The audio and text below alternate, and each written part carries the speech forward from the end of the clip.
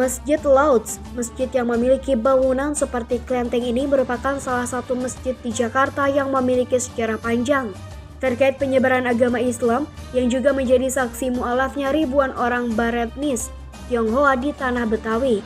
Terletak di Jalan Lauds nomor 8789 Pasar Baru, Jakarta Pusat, bangunan berlantai 4 yang didominasi warna merah, kuning, dan hijau ini sekilas tidak akan orang sadari jika bangunan tersebut adalah masjid. Di bagian interior terlihat ornamen kaligrafi dengan tulisan aksara Mandarin yang menghiasi bagian dalam dinding masjid. Masjid Lauds yang didirikan oleh Yayasan Haji Karim Oi pada tahun 1991 ini berbeda dengan bangunan masjid pada umumnya. Bangunan masjid ini tak memiliki kubah, melainkan satu bangunan yang berbaur dengan bangunan rumah toko di kawasan pecinan. Meski terkesan sederhana, Masjid Lauds memiliki nilai historis yang tinggi, di mana masjid ini menjadi jembatan dan saksi bagi ribuan orang etnis Tionghoa di Indonesia yang belajar Islam. Menurut keterangan Muhammad Ali Karim Oi, Ketua Umum Yayasan Masjid Lauds, melihat dari sejarahnya Masjid Lauds berdiri tak lepas dari campur tangan Oi Cheng Jin atau dikenal dengan Karim Oi, seorang mualaf Tionghoa yang juga kader Muhammadiyah. Saat ia meninggal dunia, rekan sejawat dan anaknya Ali Karim Oi mendirikan sebuah badan hukum sosial, Yayasan Karim Oi, di mana pendirian yayasan ini bertujuan untuk mengenang sosok Karim Oi. Awalnya Masjid Lauds diperuntukkan sebagai kantor operasional Yayasan Karim Oi, sebagai pusat informasi untuk warga Tionghoa mengenal dan belajar Islam.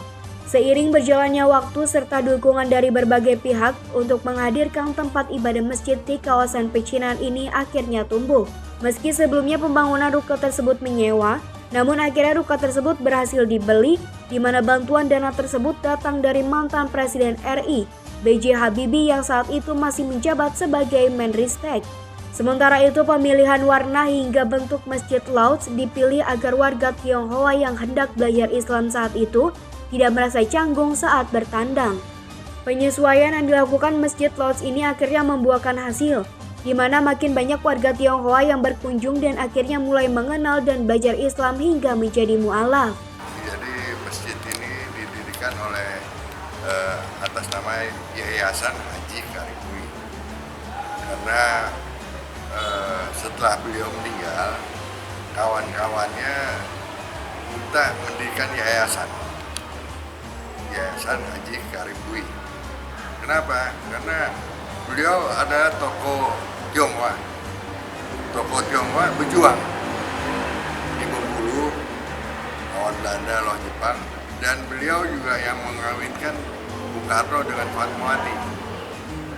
Nah, jadi sejarahnya panjang, karena setelah beliau meninggal, kawan-kawannya dari ormas-ormas Islam, dari Nahdlatul Ulama Pak Kiai Al-Yafi, dari Muhammadiyah waktu itu almarhum Pak Lukman Harun, lalu Pak Yunus Yahya, tokoh pembauran, minta bikin yayasan nama beliau untuk mengenang dan memberi contoh.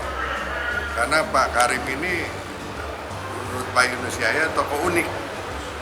Beliau keturunan Cina, mempunyai rasa nasionalisme tinggi, beragama dengan benar, nggak seperti macam-macam lah. Tercatat hingga awal 2021, sekitar 1.500 warga Tionghoa mantap mengucap kalimat syahadat untuk menjadi mualaf di Masjid Lauds. Guna memperluas penyebaran informasi mengenai Islam, Yayasan Masjid Lauds juga telah membuka cabang di daerah lain, seperti Bandung dan Tangerang Selatan. Dari Jakarta, tim kontributor Sinpo TV melaporkan.